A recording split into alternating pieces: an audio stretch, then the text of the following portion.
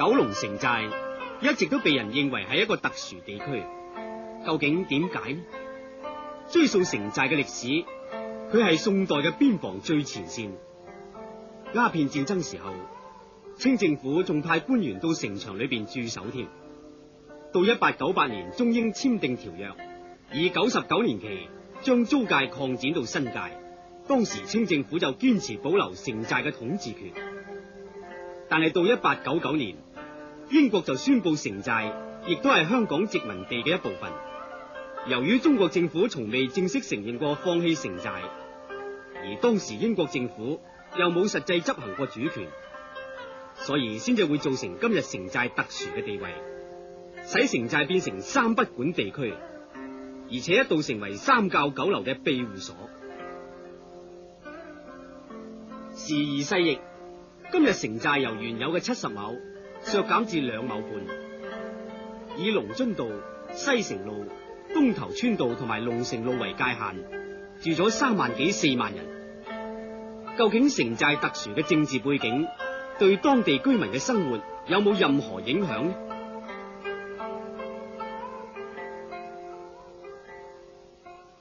日出而作，日入而息。30幾年嚟，我就係咁樣喺城寨嚟過日啦。幾十年啦，城寨當然亦都變咗好多啦。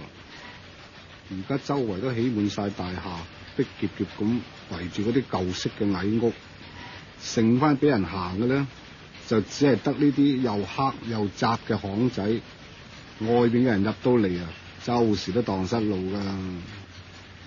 以前城寨冇警察巡更噶，76年先至正式有警察入城寨維持治安嘅。早10零20年，呢度裏邊冇人理噶，好多犯法嘅事都有人做，而且明目張膽去做添。不過而家就冇以前咁猖狂啦。賣狗肉就依然有，而間中呢，亦有啲道友匿埋橫巷或者公廁度追龍。至於賭檔同埋妓寨，就唔知城寨裏邊有啦，出邊都有啦。街巷除咗又黑又窄之外，仲因為居民隨處倒垃圾，無形中養到啲老鼠又肥又大隻。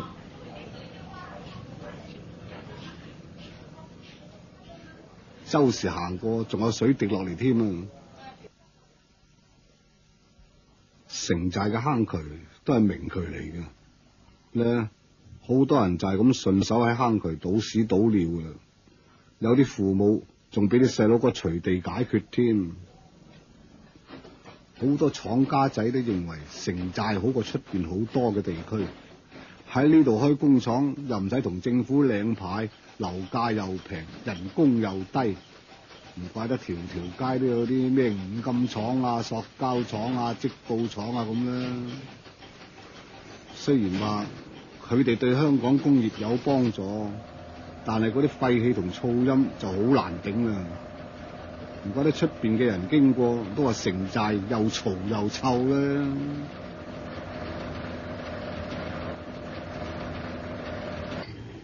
喺呢10年裏，城寨起咗好多10幾層高嘅大廈。起樓嘅時候唔使打樁，又唔使政府批准，而唯一嘅限制就係唔可以起得太高，因為近住飛機場，太高會造成危險。不過喺城寨買樓咧係冇屋契嘅，有起事上嚟，梗係冇乜保障噶啦。住喺城寨，周時好天落雨都唔知噶。睇下啲樓逼到實一實，喺街度就望唔到天，而喺屋裏邊呢，就算有窗，都可能會俾對面屋逼住開唔到。以為舊樓冇水，新樓實有啦。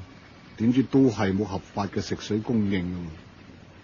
有人問過水務局，佢哋答覆話安裝工程困難，因為起新樓嘅時候冇起到地下排水渠，所以好多住喺新樓嘅居民都係靠一個月俾20幾30蚊啲偷水集團去偷駁街喉嘅水用嘅啫。但係一日最多得8個鐘頭有水嚟嘅啫，有時一日只係1-2個鐘頭有水，又唔知幾時嚟，要長期開住個水喉。城寨裏邊學校就冇乜啦，不過醫生就好多啊。但係啲醫生多數係由中國內地或者東南亞國家嚟嘅，個個都係冇牌行醫噶。城寨呢條牙醫街就出晒名，牙醫多到成行成市，出邊好多人入嚟幫襯佢哋整牙鑲牙噶，因為平過出邊一半有多，而且仲唔使等前立後添。雖然話城寨呢樣唔好嗰樣唔好啫，但係住咗咁耐啦，乜嘢都習慣晒啦。